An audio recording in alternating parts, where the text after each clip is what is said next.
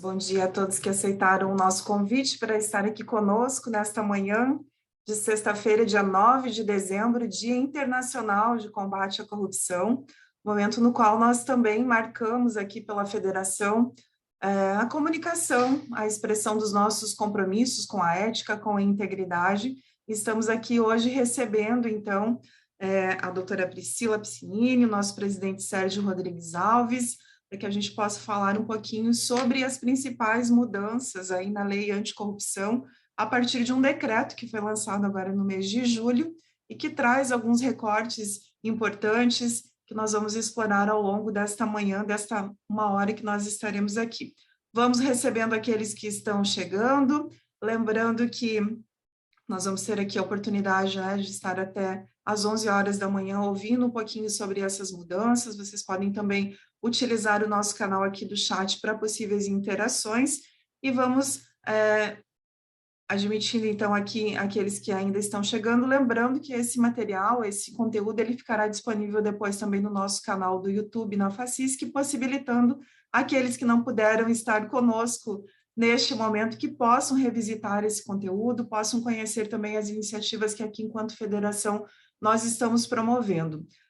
Ao final dessa live, nós vamos também fazer o lançamento de um material agregado ao nosso material do Manual de Compliance Associativista, que foi lançado há exatos 2 anos e que traz algumas informações importantes, tanto para o nosso sistema associativista, como para as empresas. Então, também é uma forma que a FACISC busca de trazer conteúdo, de trazer conhecimento e de aproximar esses temas tão importantes para o nosso sistema. Eu gostaria de convidar o presidente Sérgio para que dê as suas boas-vindas, deixe também a sua mensagem para conosco. Obrigada, presidente, pela sua presença. Muito obrigado, Adelita.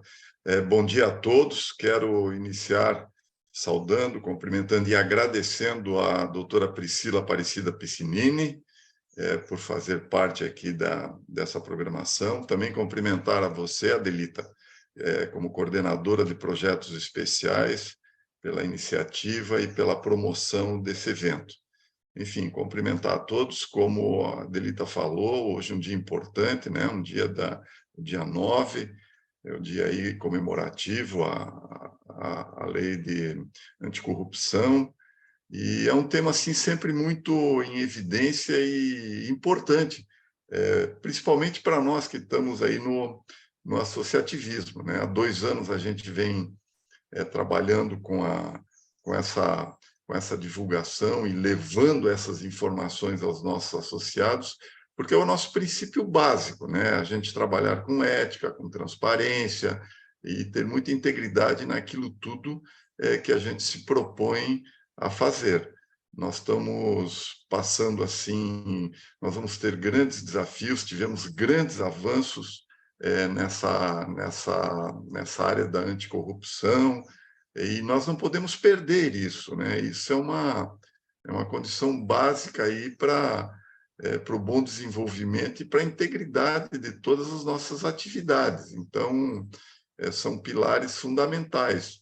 Eu acho que é uma busca constante, como eu sempre tenho dito, e gosto muito de uma frase que você coloca, Adelita, que mais importante do que criar as regras é a gente consolidar os valores, e os valores são fundamentais na nossa vida, nas nossas empresas, né? Eu que faço parte de alguns conselhos, eu sempre levo e pergunto quais são os valores aqui das nossas empresas, né? E isso é fundamental. Só para contar um pouquinho mais, viu, doutora Priscila? Eu, por exemplo, eu faço parte de uma empresa de 115 anos, né? E por que a gente conseguiu chegar aos 115 anos e queremos chegar muito mais? Por esses princípios básicos, da gente ter os nossos valores, da gente trabalhar com ética, da gente ter integridade, enfim, tudo isso faz parte das nossas atividades do dia a dia. E não é uma obrigação, é um dever.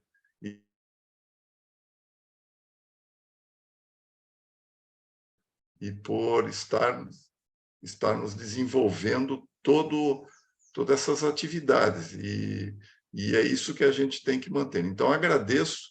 Eu vou ficar participando da reunião, fico à disposição de vocês, e é sempre um prazer aqui estar com todos vocês. Então, obrigado. Se por acaso não voltar a conversar com todos, aproveito também esse momento para desejar um feliz Natal a todos vocês, a todos os seus familiares. É um excelente momento aí de final de ano para a gente reforçar aí os nossos laços de amizade, de amor e de paz. Então, obrigado. Devolvo a palavra a você, Adelita, e vou ficar aqui participando junto com vocês, tá ok? Muito obrigado, viu?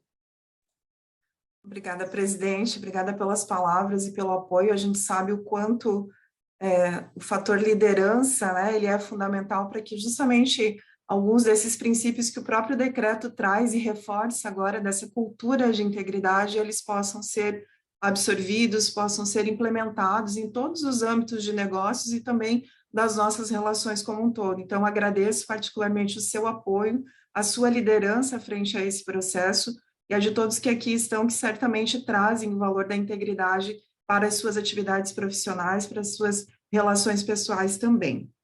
Quero fazer também aqui um agradecimento, presidente, aos voluntários que participaram conosco da primeira edição do nosso Manual de Compliance Associativista. Esse conteúdo, como eu falei, ele é voltado para o nosso público, busca trazer uma linguagem simples para que a gente aproxime esse conceito que muitas vezes parece tão distante, especialmente dos pequenos negócios. Então, nós procuramos trazer, a partir dessas publicações do sistema aqui associativista, uma linguagem simples, justamente para que a gente possa ter cada vez mais pessoas, organizações e empresas fortalecendo esse processo e essa cultura da integridade. Então, para que a gente dê início aqui a nossa parte um pouco mais técnica, né, e traga essas informações do que de fato mudou, mas eu sei que também vem recheada de dicas, porque já conversei anteriormente com a Priscila, agradecendo, né, Priscila, a sua estada aqui conosco. A Priscila também contribuiu conosco nesta edição do compêndio, né, que traz essas principais mudanças oriundas do decreto. Então, vocês vão poder acessar no nosso conteúdo, que já está disponível no site da Federação, na aba de publicações, vocês já conseguem acessar o conteúdo do nosso manual. A Priscila, que é advogada, é também consultora aqui em Compliance e Proteção de Dados, e é membro da Comissão de Compliance da OAB Santa Catarina, que foi a oportunidade na qual eu tive contato com a Priscila, justamente apresentando essas mudanças oriundas do decreto, e aí fizemos uma primeira conversa, uma primeira aproximação para que ela pudesse estar aqui conosco também. Mas a Priscila também faz parte do nosso sistema associativista. A Priscila é integrante do Núcleo de Inovação em Maravilha, então já conhece um pouquinho dessa dinâmica e com certeza vai trazer uma leitura muito próxima para as nossas atividades e como nós podemos colocar em prática, de fato, todas essas questões. Então, Priscila, já tomei a liberdade de chamá-la de Priscila, né? A Priscila vai fazer a sua explanação e eu fico acompanhando aqui pelo chat qualquer intervenção, qualquer questionamento que os nossos convidados possam ter. Muito obrigada pela sua participação, a palavra está contigo.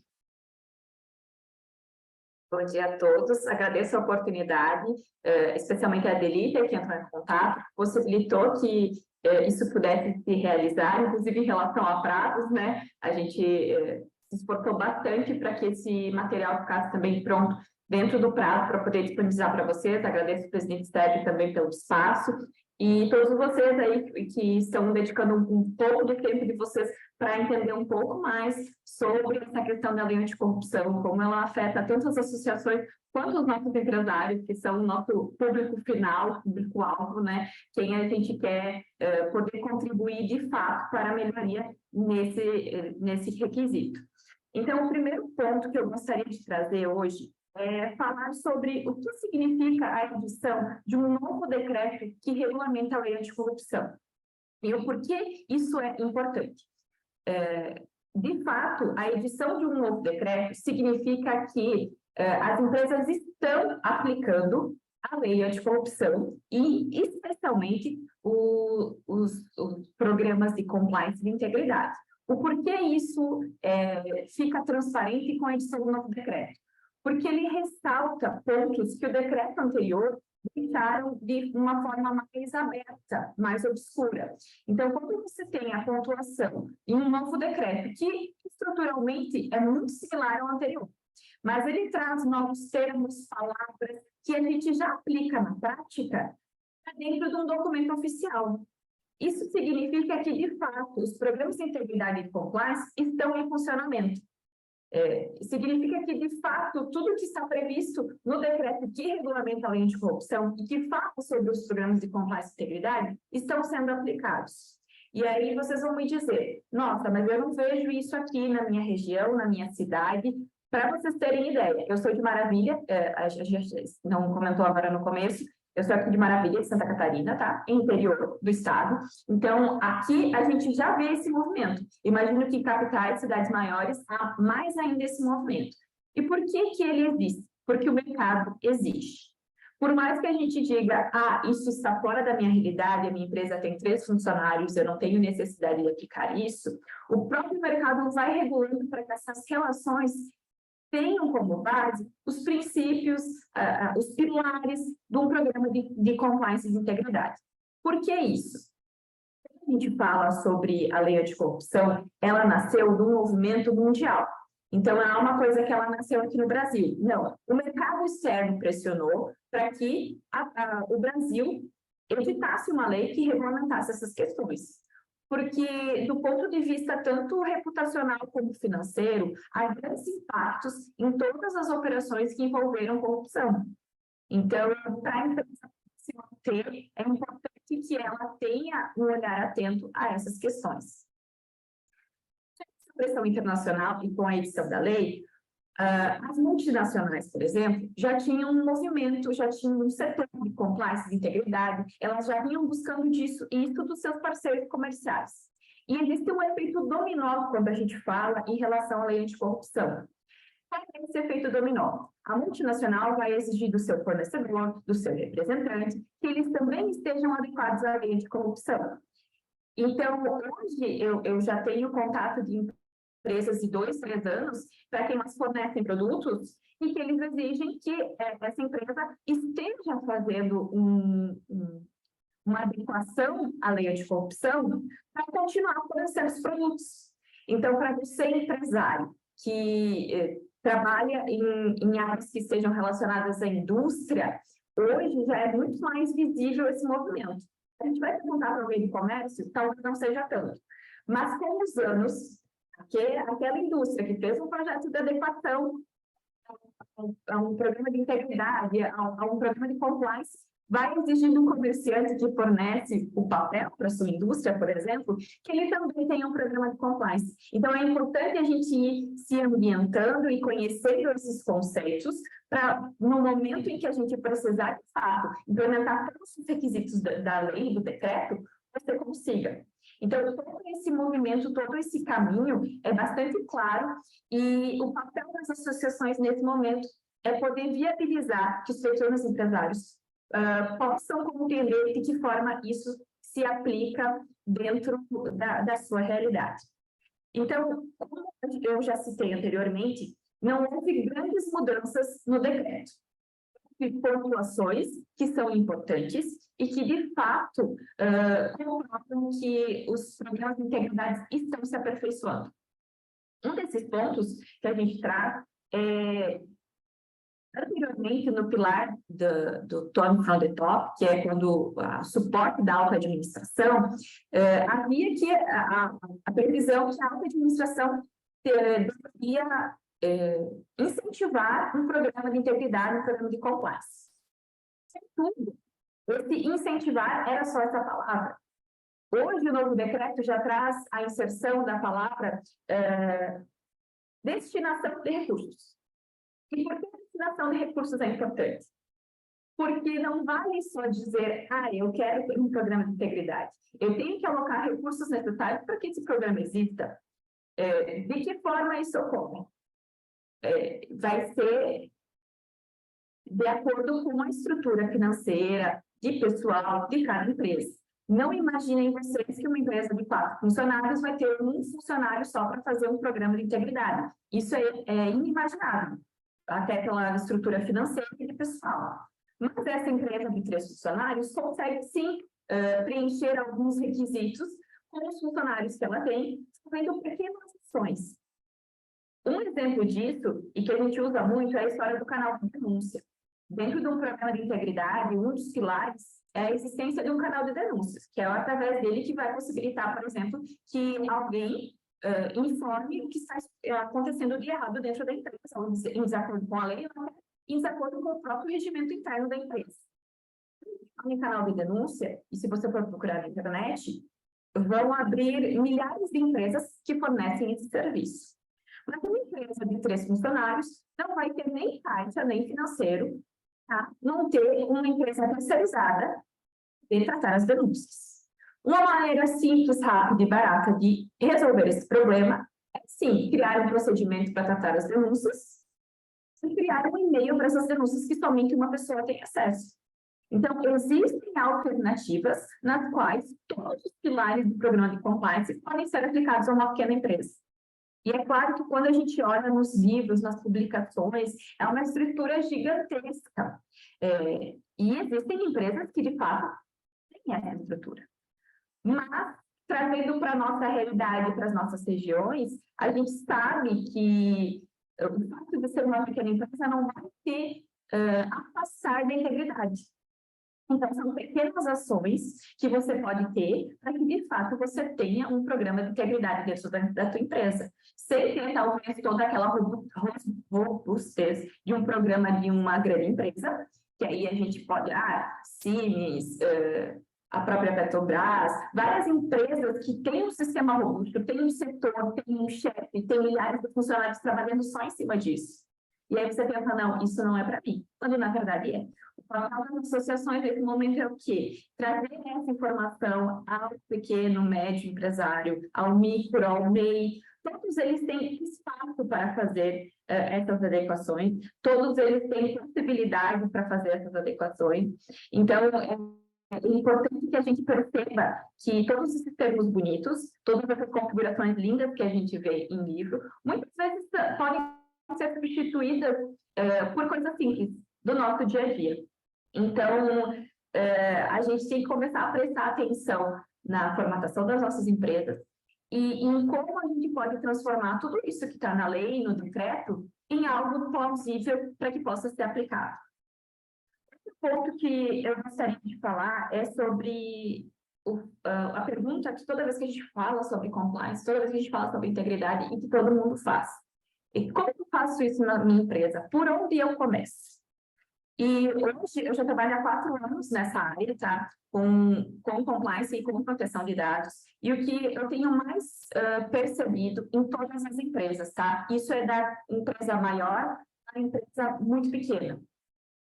A parte de gestão. Hoje, muito mais que um problema jurídico, é um problema de gestão. De acordo com a lei, no final das contas, todo mundo tem que estar, né? Então, a gente até, por diversas vezes, fala sobre compliance e fala, está de acordo com as leis e normas internas da empresa. Gente, estar de acordo com a lei, todo mundo tem que estar. Então, é um ponto que a gente já tem que superar e utilizar esse sistema de fato para que ele funcione, para que ele seja aplicável dentro da nossa realidade. Então, a pequena, a microempresa também consegue aplicar esses mecanismos, prestando atenção em alguns pontos. E o primeiro que eu quero destacar é a gestão. A gente chega numa empresa e muitas vezes não tem um organograma. São 15 funcionários, todo mundo responde para a mesma pessoa. Você não tem um setor administrativo, um setor operacional, não existe um chefe em cada um desses setores para que as pessoas consigam, de fato, criar uma linha do tempo em que elas possam se localizar. Você não sabe qual é a sua função dentro da empresa. E isso dificulta muito na hora de você poder mapear todos os processos e verificar onde, de fato, pode ocorrer algum problema. O ponto é que a maioria das empresas, e eu vou colocar 98%, não tem os processos mapeados. O que as pessoas não pensam na hora de estruturar a sua empresa, seja ela pequena, média, grande. E se eu, que faço determinada atividade dentro da empresa, não estou lá, essa atividade tem que ser feita. E para que ela seja feita e mantida o mesmo padrão, tem que haver um procedimento documentado. Então, se o meu setor de compras, nós temos uma empresa, somos 4 funcionários, o meu setor de compras sou eu. Eu tenho que criar um procedimento dizendo de que forma eu efetivo essas compras. Eu solicito orçamento para 3 empresas que fornecem, a gente preza não só pelo preço, mas também pela qualidade. Tudo isso tem que estar documentado. Porque no dia que eu não estou lá, uma terceira pessoa ou até um colega que vem substituir seu serviço vai pegar o manual e vai dizer assim, olha, o procedimento é assim, assim, assim, é isso que eu tenho que fazer.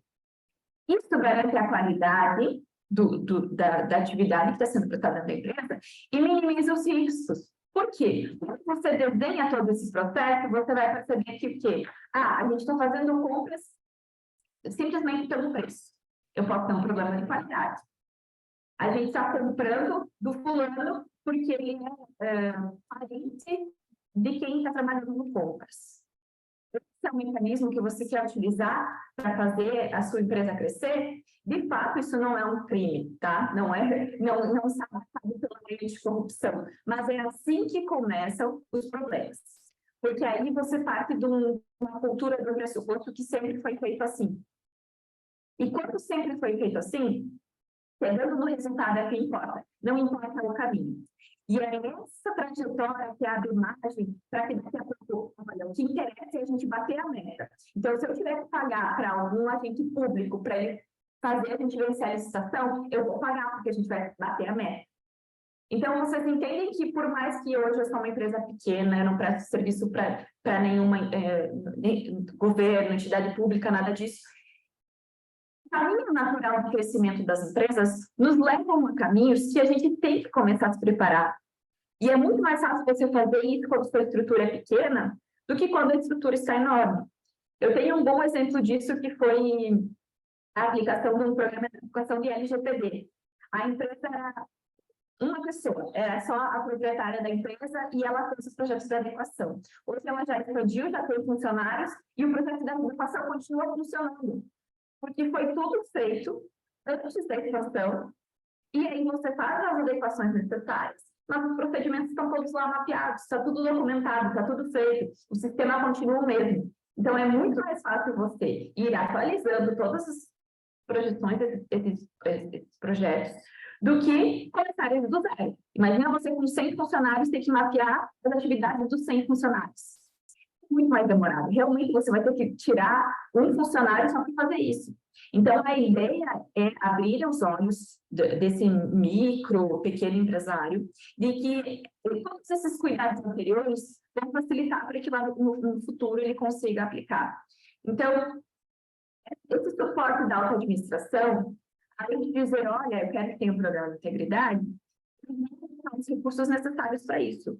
Bom, eu sou uma pequena empresa, uma microempresa, e eu quero que meus funcionários saibam o que é um programa de compliance, um programa de integridade. Pois bem, a minha associação está fazendo um workshop sobre isso, e eu vou colocar recursos, que, sei lá, R$50 a inscrição de cada um dos meus funcionários, para que eles participem desse workshop.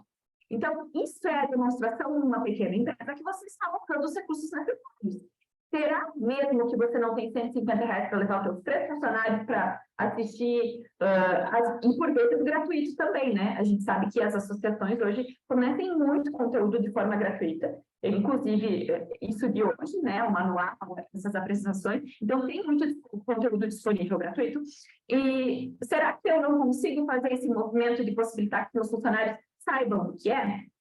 Conscientizá-los do o que acontece, por que isso algum dia vai ter impacto sobre as nossas vidas, e não só no aspecto empresarial, mas também pessoal.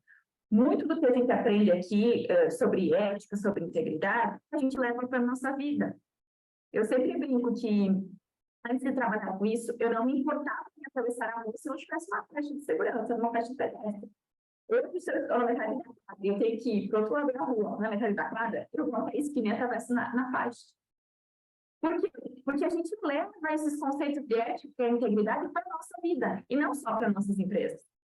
Então, de fato, possibilitar que os nossos funcionários, e nós mesmos como empresários, possamos perceber os efeitos disso, inclusive a nível de futuro. A gente sempre fala, as crianças são o nosso futuro. Então, as crianças aprendem essas coisas no colégio, na escola, e trazem para casa, e por vezes os pais não sabem lidar com esses conceitos. Então, o impacto que isso tem, não só na vida empresarial, mas também na pessoal, é muito grande. Outro ponto de alteração do decreto foi em relação à análise de riscos. Quando você mapeia todos os seus processos, você sabe como todas as atividades acontecem dentro da sua empresa, você consegue vislumbrar o risco de alguma coisa acontecer. Então, eu mapeei tudo que acontece na minha empresa. E eu descobri que um risco é um funcionário que tem a minha senha particular do banco. E aí, toda pessoa faz a transação, fica com a minha senha particular. O que posso fazer? Existem mecanismos dos próprios bancos que possibilitam que você crie uma senha para um terceiro fazer as movimentações que ele tem autorização para fazer e as demais só você faz. Então, é uma coisa simples. Esse mecanismo já existe, mas a gente sabe que a maioria das empresas não aplica porque não percebeu o risco que corre. Esse é só um exemplo dentre tantos dentro da estrutura de uma empresa do que pode acontecer. Então, eu venho trazendo as alterações e tento trazer um aspecto prático para vocês perceberem como pequenas coisas, quando reunidas, podem dar um grande problema. Sila, sim. Permita só um momentinho, acho que a gente está com um pouquinho de dificuldade de te ouvir, não sei se em função do fone, do teu movimento, se você puder. Sim, eu vou puxar ele mais para frente, talvez ele tenha abaixado um pouquinho. Perfeito, muito obrigada. Imagina. Então, são esses pequenos aspectos que têm uma repercussão quando eles se reúnem. É uma coisa simples, é uma coisa que é super palpável de fazer, mas as pessoas não se atêm a esse cenário. Outro ponto que a gente pode usar como exemplo é o uso de senha. A gente tem a LGPD aí, super em alta, o uso de uma senha só para todo mundo fazer todas essas alterações no sistema. Gente, isso aí não é admissível.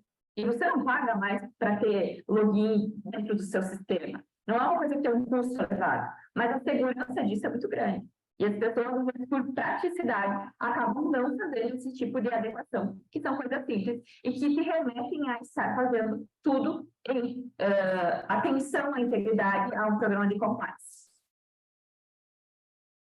Do canal de denúncias, inclusive, que eu mencionei antes, outro ponto que o decreto novo trouxe diz respeito ao fato não só de proteger quem faz as denúncias, mas também criar um procedimento de como essas denúncias são tratadas. Então, não só receber a denúncia, responder e não ter um tratamento sobre isso. Como é que a gente vai saber se há um ano atrás a gente respondeu a uma denúncia?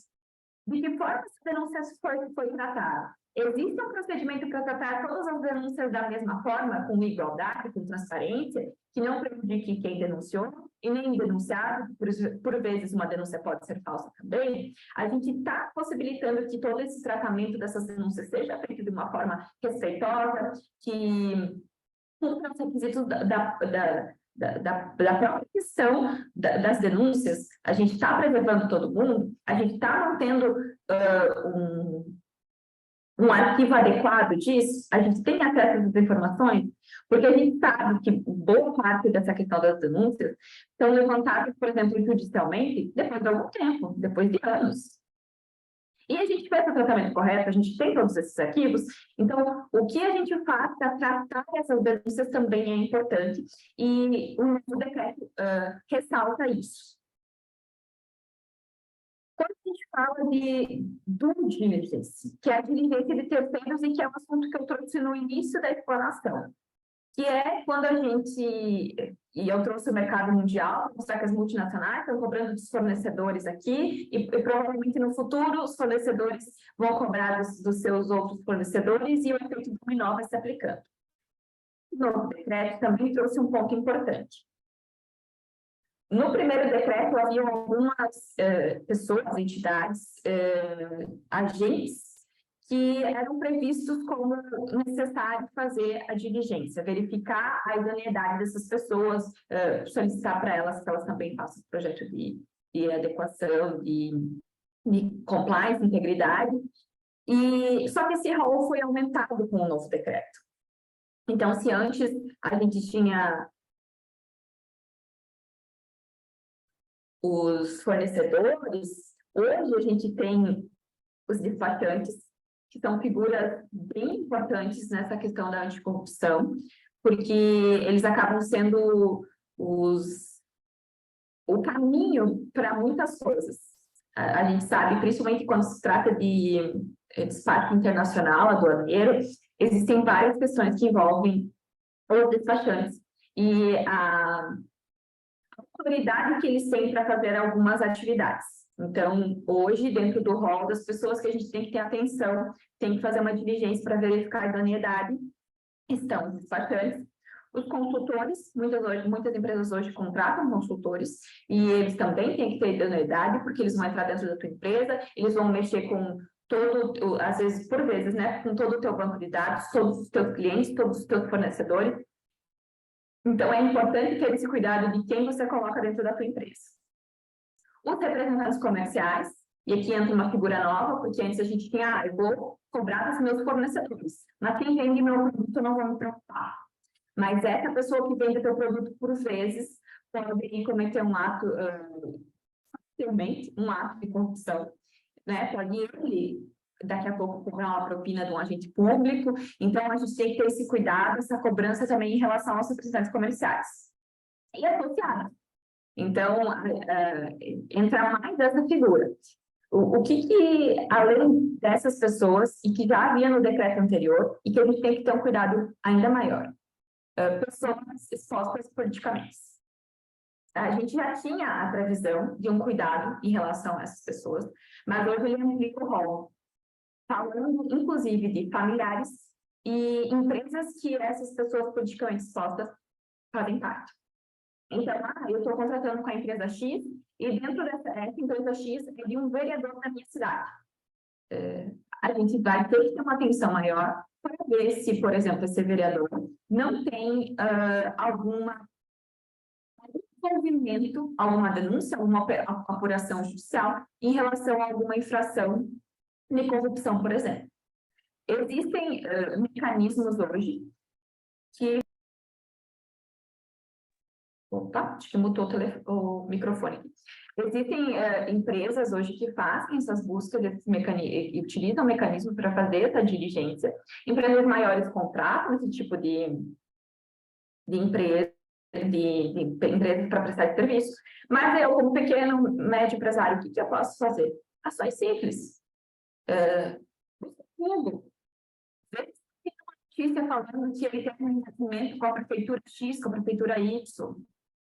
Esse cuidado mínimo, básico. Às vezes a gente contrata um representante comercial. Quero que venda, não me interessa como, venda. Sem fazer essa verificação, e que lá, se a gente constar no Google, vai aparecer uma notícia de 6 meses atrás, que esse representante comercial atuava em outra região, e lá ele foi denunciado porque ofereceu propina a um agente público. Isso é fácil de descobrir. Essas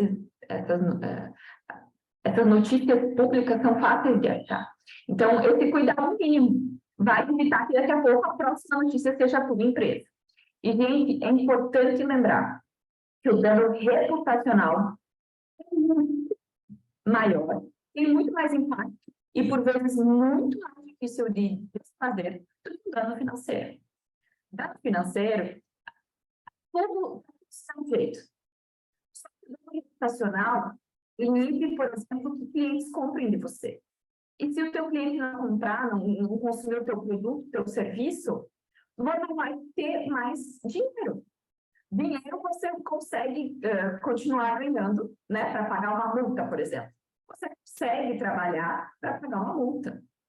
Mas quando a tua reputação for ferida por causa de algum incidente, é muito mais grave. Eu sempre utilizo um exemplo, que eu acho que foi do ano passado, eu não vou me recordar, eu acho que foi no Rio Grande do Sul, que virou notícia de um teleemprego de esfirra, e que os funcionários estavam preparando as esfirras, enfim, e o cliente recebeu uma esfirra de calabresa com o dedo de uma pessoa na esfirra.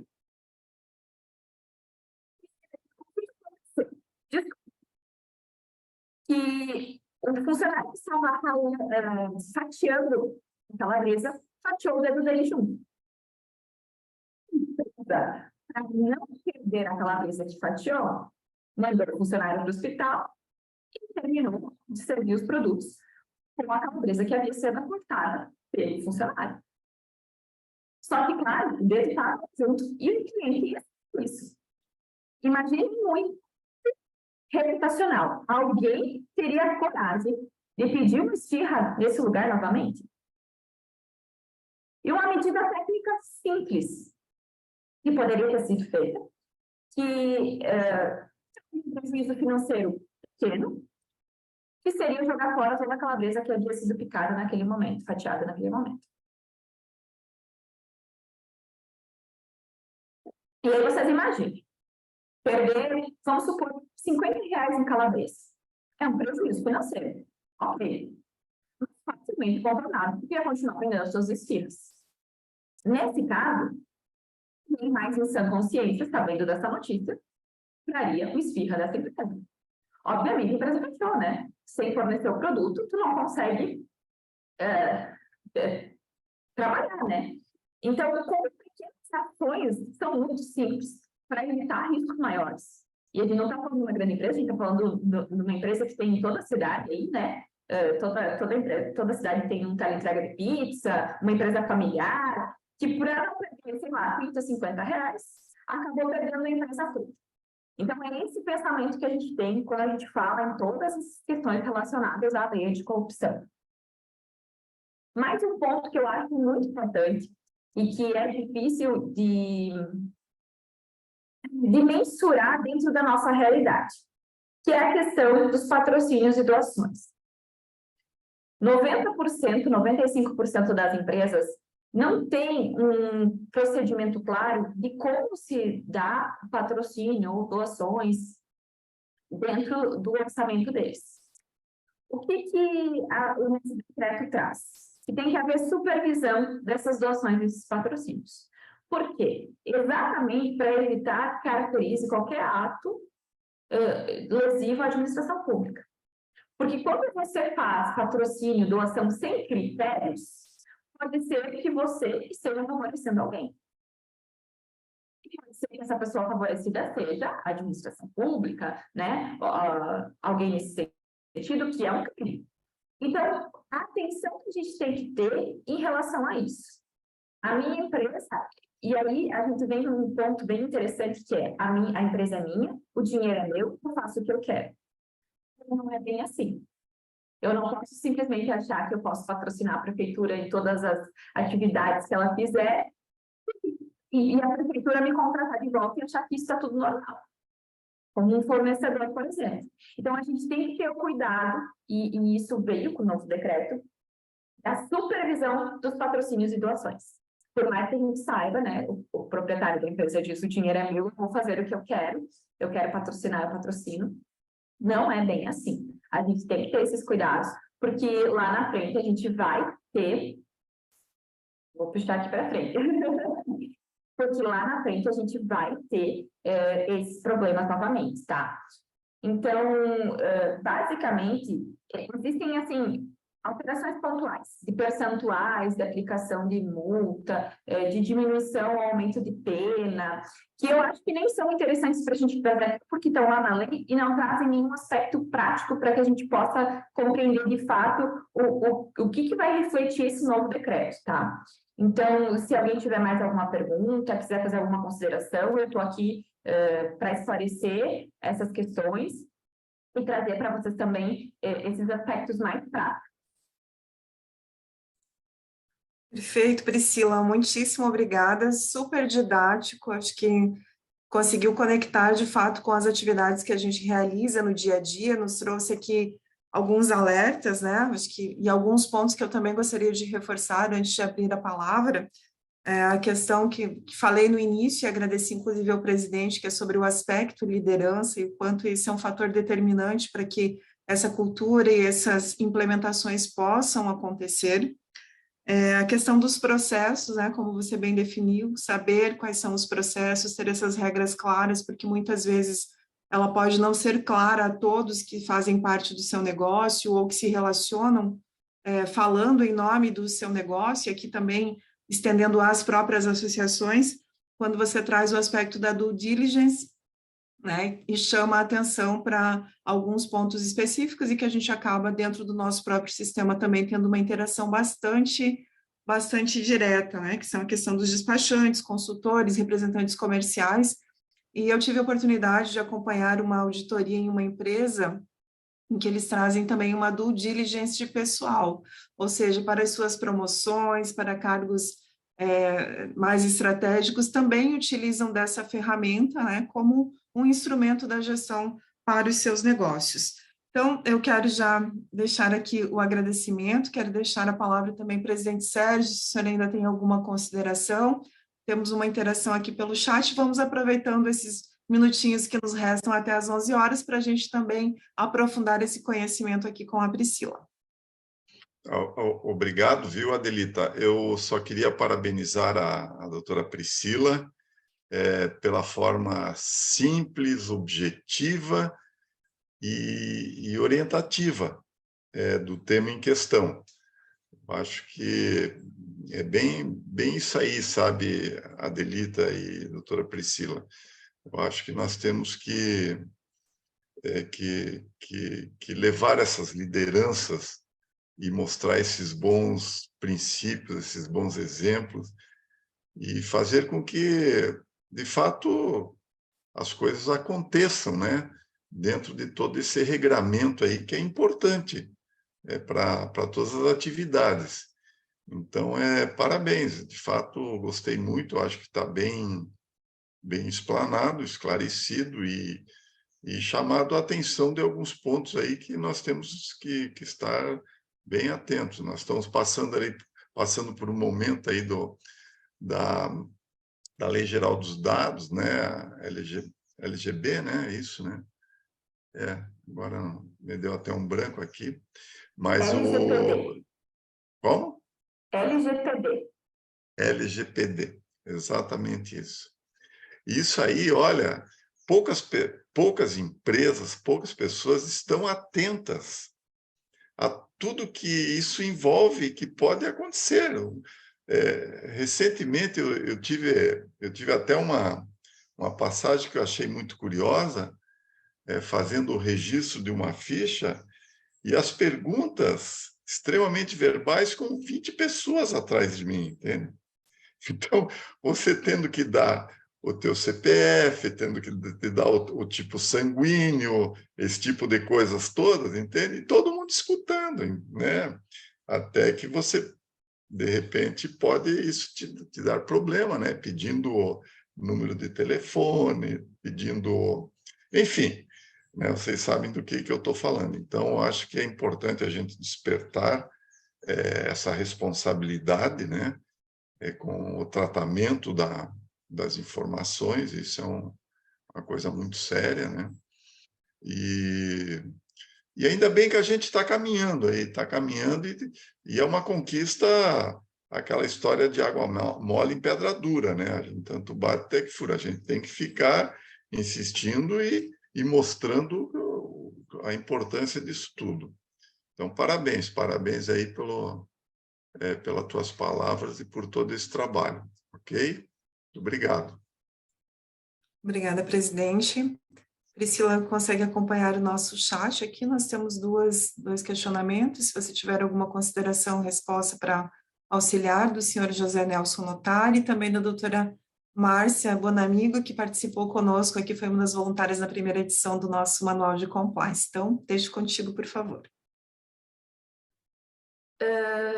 Aqui do José Nelson, eu não entendi, na verdade, qual é a questão. Então, se puder explicar melhor para a gente poder te ajudar. Se é alguma coisa, ele fala que levou multas às empresas de caminhões. Foi por infração à lei anticorrupção? Eu não tenho essa informação. Então, eu teria que dar uma olhada nessa notícia para descobrir qual é a relação com esse nosso assunto. Se tu puder esclarecer aqui para nós, a gente consegue te ajudar, tá? E da doutora Márcia, então, a primeira dica para implementar o compliance é conhecer a empresa. Você tem que conhecer cada cantinho da sua empresa. Por isso que, por vezes, as pessoas que estão há mais tempo na empresa têm muito mais facilidade de conduzir um projeto de adequação, tá? Porque só vai conseguir encontrar os problemas se você conhece a sua empresa. E não é conhecer a minha empresa, fulano faz tal coisa, fulano faz tal coisa. É saber exatamente como acontecem os processos dentro da empresa, as tomadas de decisões. Então, assim, eu criei um procedimento para minha secretária. Ela tem um procedimento, ela pode fazer o que está no procedimento. Qualquer coisa fora disso, ela vai ter que consultar alguém, seu superior imediato. A minha empresa é de 4 pessoas. Provavelmente o dono da empresa que também trabalha lá dentro vai ser essa pessoa, esse superior imediato.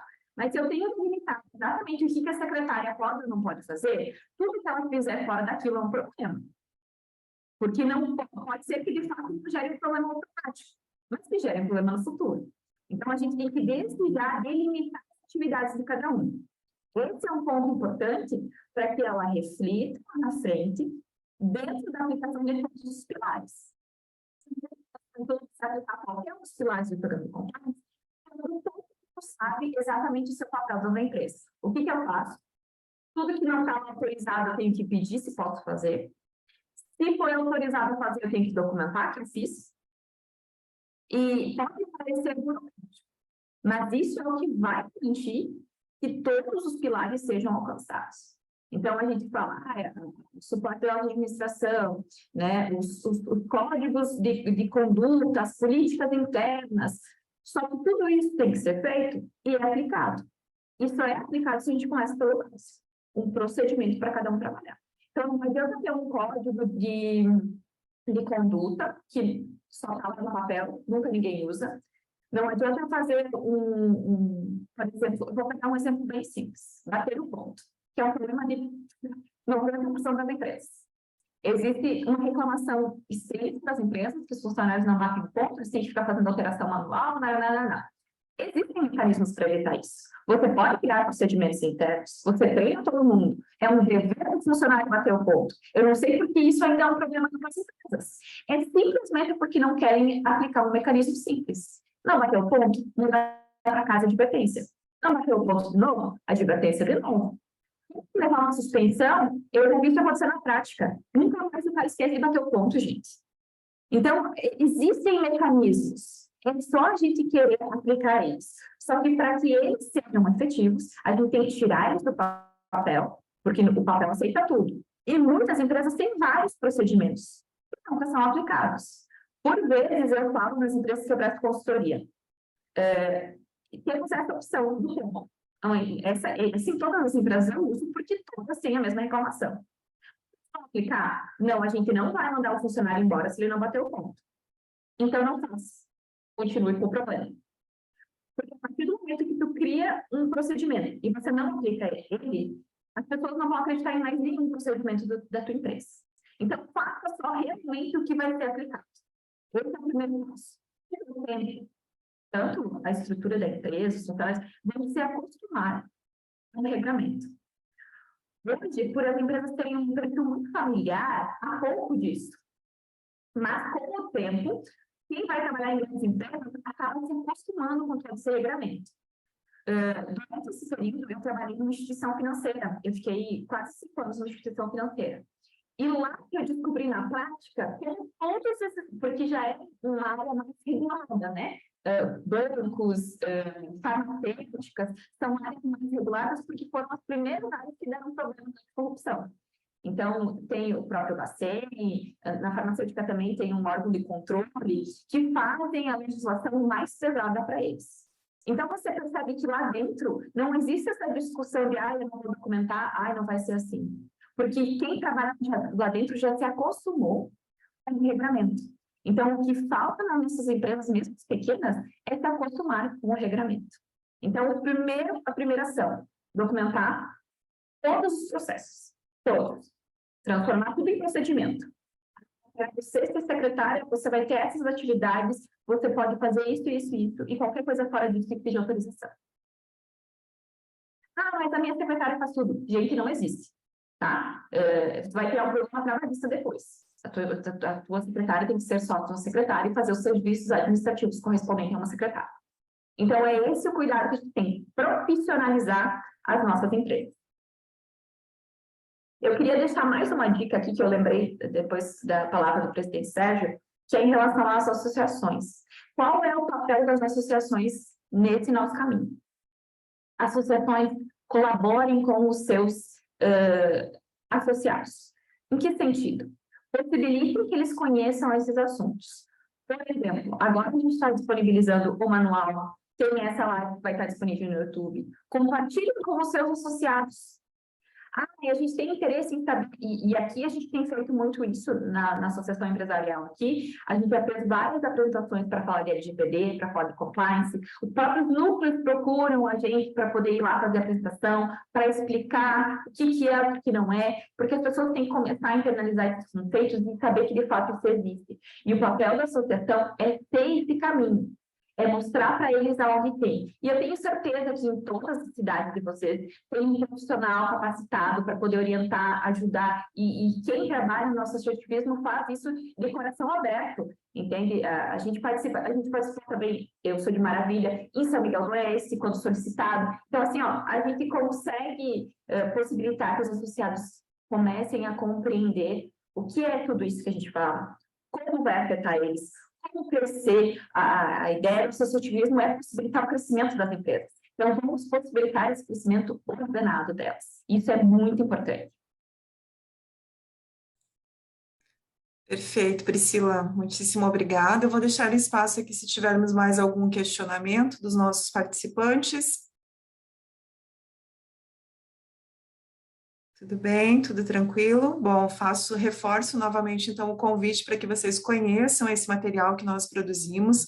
Nele nós vamos falar muito sobre um aspecto que permeou também toda a fala aqui, que é a questão cultural e como esses procedimentos, né, precisam ser aprimorados. É o que se fala, se eu saio de um treinamento sobre integridade, sobre compliance ou algum outro tema, e lá na sala do cafezinho as pessoas estão comentando completamente ao contrário, nós precisamos ter atenção, então, para esse aspecto cultural que influencia justamente em como os negócios, as associações se posicionam, né? Então, tem algumas dicas importantes ali, algumas provocativas que nós deixamos, além dos aspectos legais que foram muito bem explorados aqui pela Priscila, em relação às alterações do decreto. Em não tendo mais alguma manifestação, eu quero então aqui deixar registrado o nosso agradecimento a todos vocês que estiveram conosco nessa manhã, lembrando que esse material então ficará disponível no nosso canal do YouTube da FACISC, a publicação já está disponível, deixei aqui no chat então o link direto para que vocês possam acessar, baixar esse material, como a Priscila falou, né, enquanto associação empresarial, o que eu posso fazer? Fazer com que esse material chegue ao meu associado, justamente porque a linguagem que a gente traz é dessa aproximação. E a fala da Priscila foi fantástica nesse sentido, porque complementou de fato aquilo que está no papel, mas trouxe todas essas questões muito práticas, que é o que a gente quer levar enquanto federação, que é a mensagem que nós queremos levar aqui enquanto federação, estimulando para que todos possam adotar esses processos, né, e possamos, então, fortalecer as questões de integridade por todo o nosso estado de Santa Catarina no âmbito dos nossos negócios e também do associativismo. Então, agradeço aqui mais uma vez, tenho certeza que teremos outras oportunidades de trazê-la talvez para algo presencial, não é mesmo, presidente, em que nós possamos ter aqui outras pessoas, outras associações participando, mas vejo aí a nossa consultoria de atuação regional, a Márcia, que está aí muito próxima de ti, que certamente já está aí com uma agenda de convites prontos para a sua fala e para que a gente possa estimular. Então, toda e qualquer sugestão em relação ao material que nós produzimos também será muito bem-vinda, né? O intuito é que a gente aproxime cada vez mais o tema e que nós possamos produzir conteúdos que, de fato, façam a diferença e possam contribuir para todos que estão aqui conosco. Então, muitíssimo obrigada. Nos vemos numa próxima oportunidade. Hoje marcamos também os 2 anos do lançamento do nosso Manual de Compliance, né, com uma nova publicação, e que essa data tão simbólica ela possa ser exercida por cada um de nós, de fato, liderando pelo exemplo. Até uma próxima oportunidade. Muito obrigada. Bom dia e sucesso para a gente no jogo da Copa, que acontece daqui a pouquinho também. Tchau, tchau. Muito bom, muito bom. Obrigado a todos. Bom dia aí a todos vocês.